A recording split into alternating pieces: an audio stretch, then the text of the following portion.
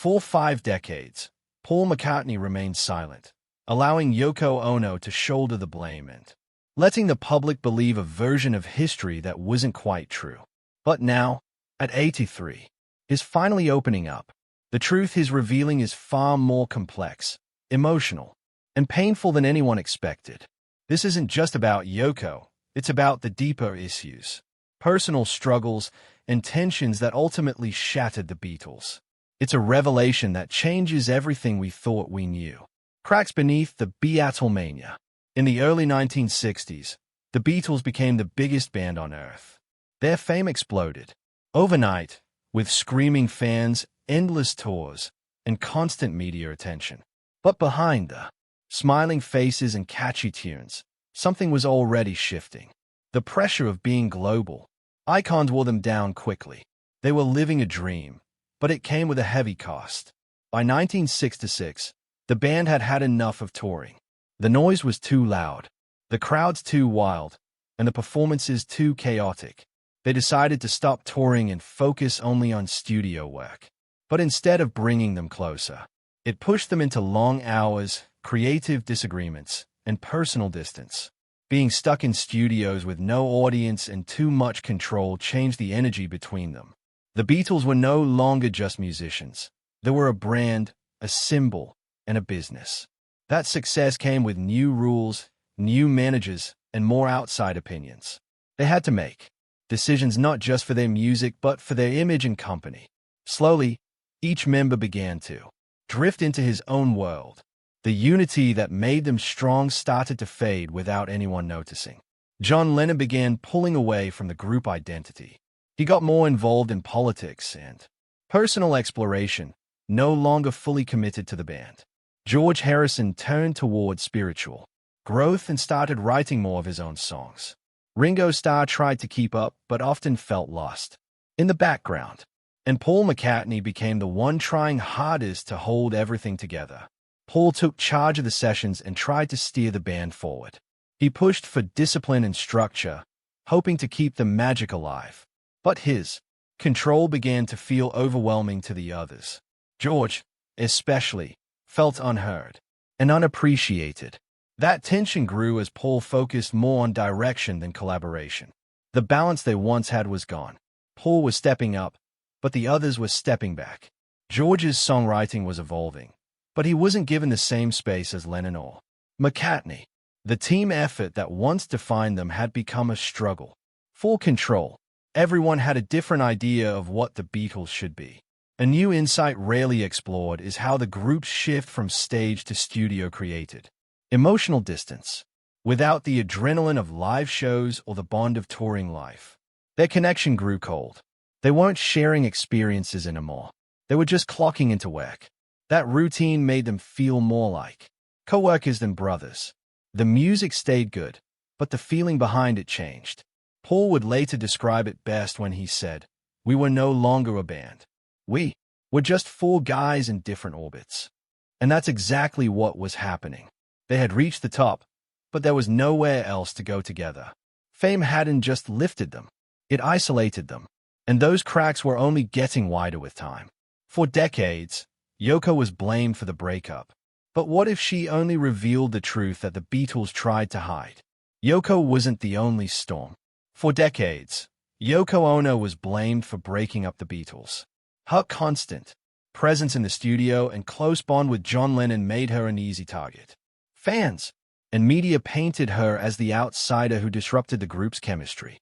But that version of the story ignores everything that was already happening inside the band.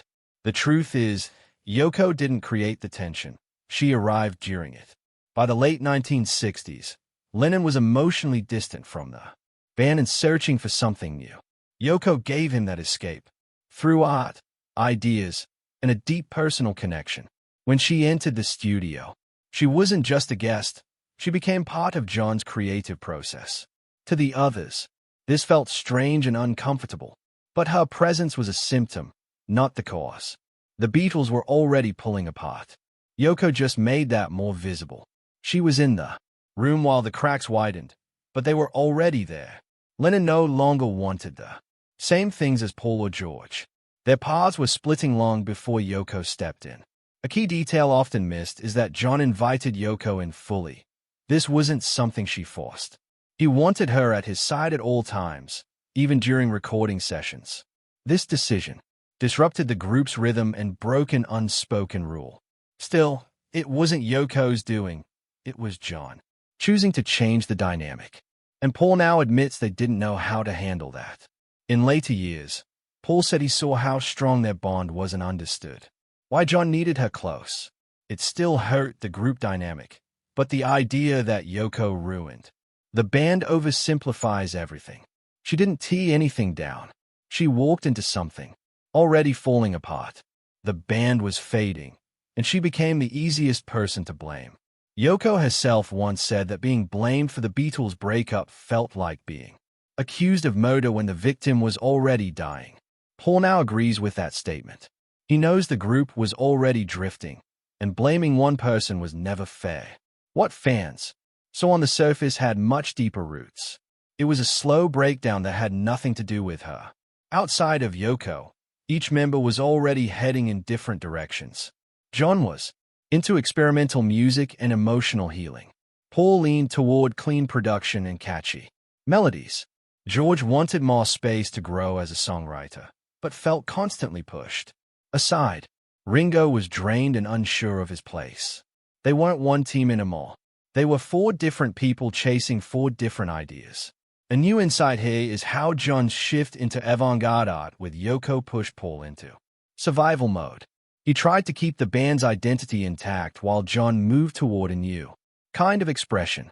That added pressure only made things worse. Paul wasn't fighting Yoko.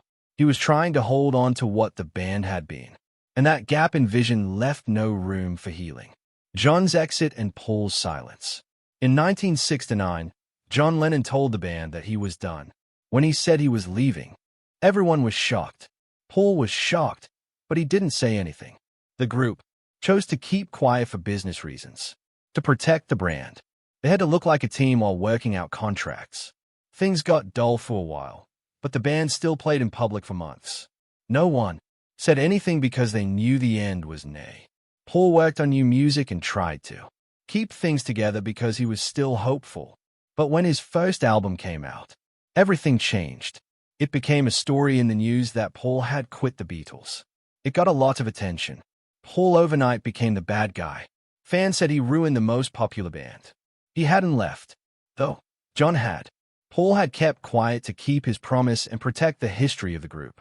He paid for his silence. His goal was to clean things up. But it was too risky. If the band spoke out, it would hurt their reputation even more, lose deals, and make fans mad. He didn't say anything. Some people thought he was the one who left. It made him feel bad inside. He and his wife, Lind, shut out the world when they went back to Scotland. He felt very sad when he was by himself with his thoughts. He drank too much, stopped believing in himself, and believed that the end of his career was near. It was the worst time of his life. Cindy was there for him when things were tough. He was very good at writing music, so she told him to do it again. Little by little, Paul began to record new songs. Wings got its start in these rooms. It was how he fought back from the edge. Now that Paul has shared a new idea, his silence is even more important.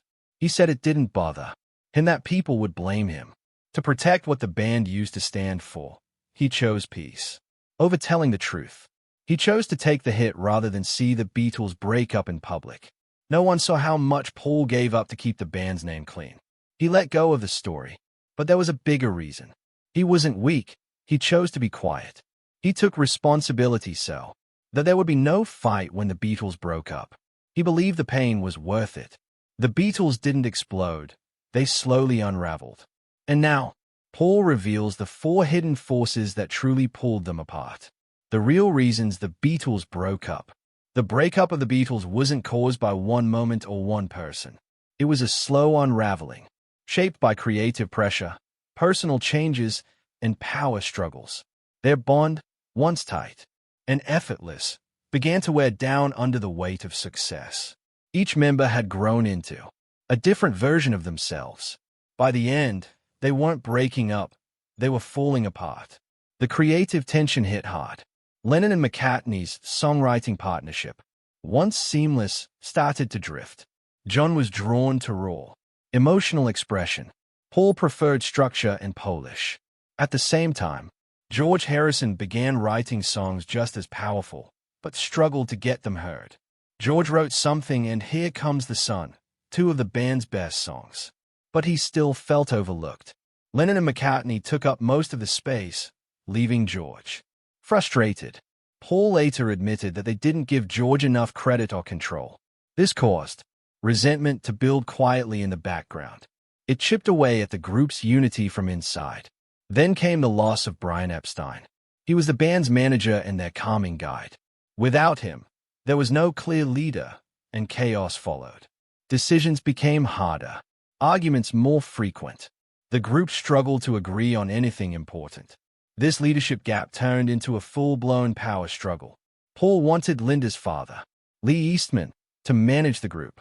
John, George, and Ringo backed Alan Klein instead. It became a legal mess that split them further. In the end, Paul sued the others, not to win, but to save the band's work from being mismanaged. That lawsuit shocked fans, but it was the only way Paul saw to protect the music. He wasn't trying to hurt the others. He just wanted control of their future. The move made him look cold, but it was a necessary step. It was about rights, money, and protecting years of work. Outside of business, their personal lives were also drifting. John was exploring new ideas with Yoko and diving into political causes. George turned inward, finding peace in Eastern religion and playing solo music. Paul stayed focused on producing and arranging, still trying to keep things moving. Ringo felt stuck in the middle, often unsure where he fit. They were all changing and moving in separate directions. The Beatles weren't boys in a band anymore. They were adults with different goals, beliefs, and priorities. Their friendship had evolved into a tense working relationship. There was no one big fight, just a series of small splits that added up. The bond that once held them together quietly faded. A new insight worth noting is how their silence and image control only made things worse. By hiding the internal issues, they let myths grow. Fans thought the band was fine, until it wasn't. That gap between public image and private truth made the collapse more shocking than it needed to be.